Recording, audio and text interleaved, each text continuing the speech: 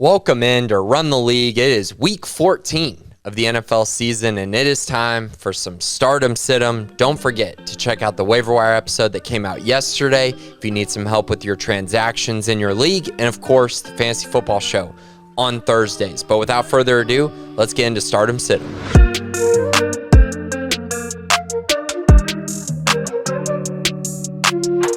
All right, everyone, let's start with the quarterback position this week on Stardom Situm. So I have two starts for you. Matthew Stafford versus the Arizona Cardinals. The first time these two teams played, Stafford was just okay, but this team got destroyed. I think that script changes this week against the Cardinals. I think they're going to play much better, and Stafford's been playing well.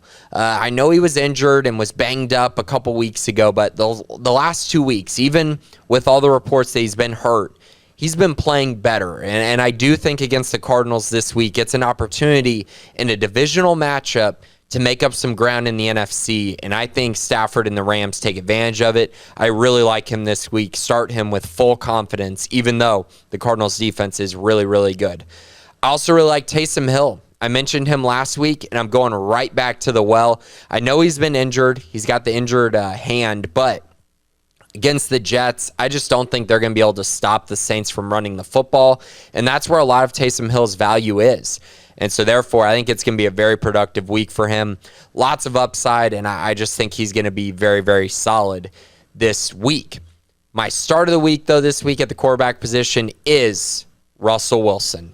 Yeah, I know. It's been so disappointing for those of you who drafted Russell Wilson in the 7th round or 8th round this year. But I think that changes this week against the Texans. They have to win. I mean, they're not going to make the playoffs unless they win out, and even then, they're probably not going to make the playoffs. But I think Russ will get back on track this week and look more like the guy you drafted early in your rounds and drafts in September or August. And I think he'll have a really nice week, and they're going to beat the Texans this week. So Russell Wilson, start him, play him. I think this is going to be a big week for him. Moving on to my sits at the position, Taylor Heinicke against the Dallas Cowboys. The Washington football team's defense is playing a lot better, and because of that, Heinicke is not throwing the ball quite as much. I think that trend continues against Dallas. I think it'll be a close game, and Heinicke won't throw it a ton.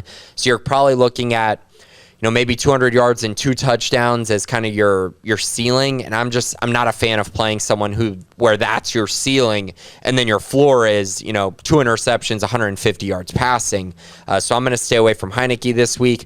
Also staying away from Jake Fromm in his first start as an NFL quarterback against the Los Angeles Chargers.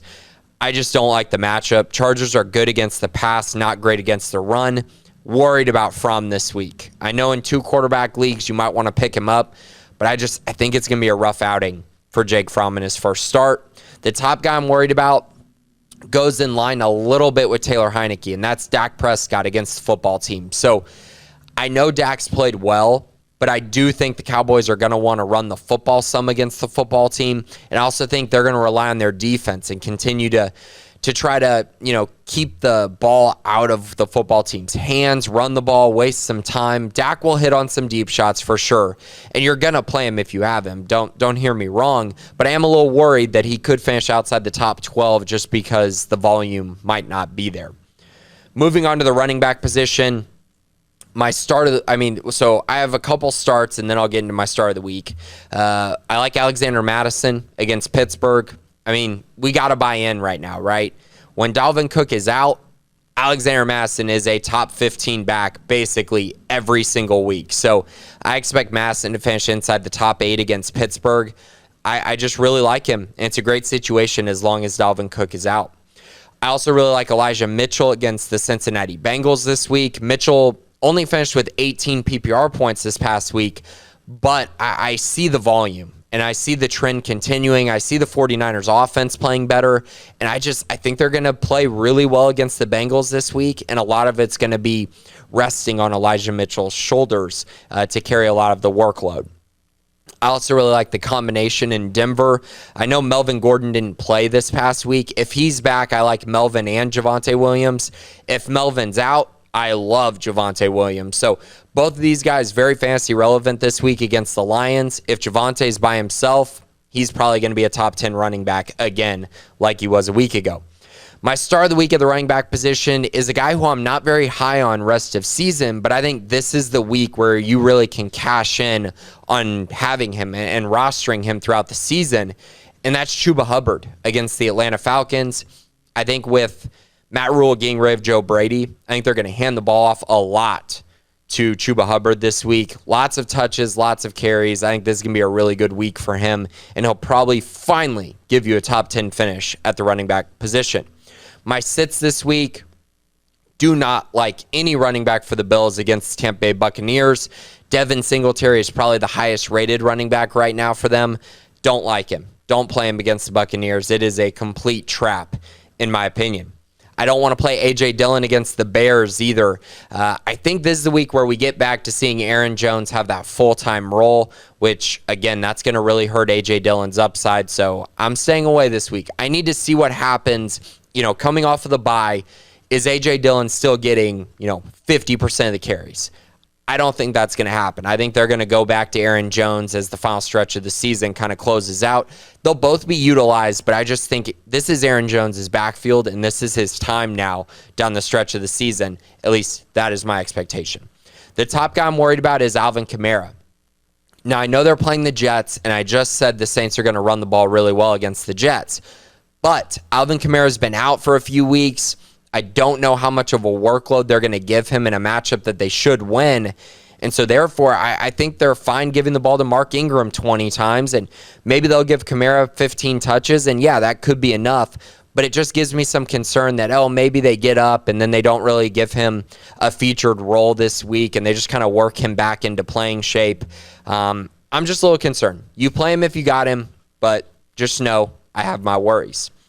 Moving on to the wide receiver position, my starts this week, going back to the Russell Wilson mention as my quarterback star of the week, I really like Tyler Lockett and DK Metcalf this week against Houston. Guys, I just think it's gonna happen. It's gonna revert back to the mean, and these two guys are gonna have a great performance together against Houston in a game that Russell Wilson plays really well in.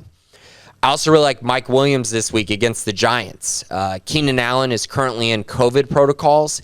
If he does not play, then Mike Williams is probably going to get 12 targets this week, which is great upside. And even if Keenan does play, I think Mike Williams will be very good, again, just like he was this past week. But the upside is definitely there if Keenan doesn't play for him to be a top 10 wide receiver on the week. I also like Brandon Ayuk this week against the Cincinnati Bengals. Their offense is starting to find a groove. George Kittle, Brandon Ayuk are the two top options right now with Deebo Samuel out. I expect Deebo to miss at least one more week, and that means this is going to be the Brandon Ayuk show a little bit against the Bengals. They're going to have to score, and I think Ayuk is going to be a big part of how they do score in this game. My star of the week this week, though, is an interesting one because Hollywood Brown has had an up-and-down season. Obviously, he's ranked very high because of the year that he has had and the big performances he has had. But it's been kind of up and down, and I think this is the week it all comes together for Lamar Jackson in this offense against the Browns. The defense lost Marlon Humphrey. That's going to hurt them, and I think it's going to force Lamar Jackson to throw the ball more, force him to be more aggressive because I think they'll get scored on a little bit by the Browns. And so, yeah, Hollywood, I think this is a great week for him to bounce back. My sits this week at the wide receiver position, Tyler Boyd versus the 49ers and Van Jefferson versus the Cardinals. I think this is a Cooper Kupp week. I think that this is a Tyler Higbee week against the Cardinals. I'm a little concerned that Van Jefferson might not get all the targets that he has been accustomed to over the past few weeks, as I do think the Rams will try to mix in the run and the pass a little bit more.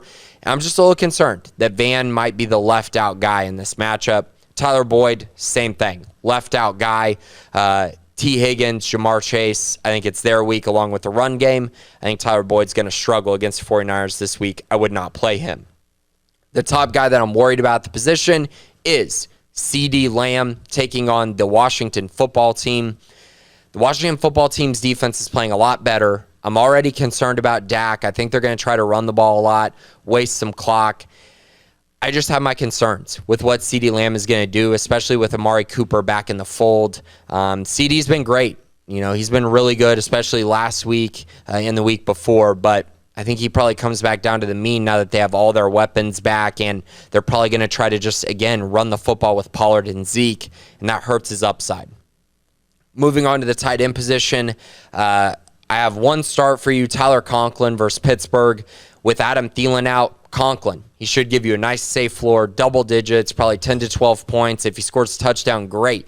You'll probably have a top 5 tight end like Conklin this week against Pittsburgh. But my start of the week this week at the tight end position is Dawson Knox against Tampa Bay Buccaneers. I mentioned I don't like the Bills' run game. That's because I like their pass game a lot more, and I like Josh Allen. I think Josh Allen will find Dawson Knox a few times in this game. Tampa Bay's given up some big point production to the tight end position. If you look at what Jack Doyle did to them a couple weeks ago, I think Dawson Knox will have an opportunity to do similar things against the Buccaneers this week. My sit at the tight end position is Noah Fant versus the Detroit Lions.